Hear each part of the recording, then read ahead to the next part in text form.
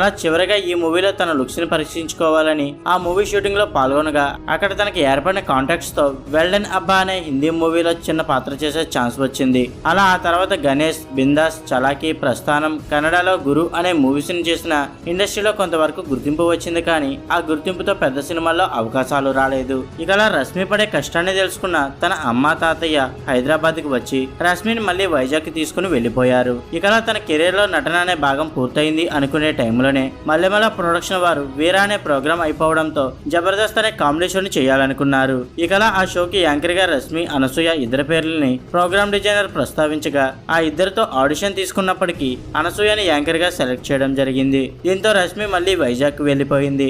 అలా కొన్ని ఎపిసోడ్స్ జరిగిన తర్వాత అనసూయకి ప్రొడక్షన్ హౌస్ కి గొడవలు మొదలయ్యాయి. ఇకలా అనసూయ ప్లేస్ లో రష్మిని తీసుకురావడం, తన అందం, గ్లామర్ తో రష్మి కొద్ది రోజుల్లోనే మంచి గుర్తింపు తెచ్చుకుంది. అలా నిదానంగా ఈమె ఆర్థిక పరిస్థితులు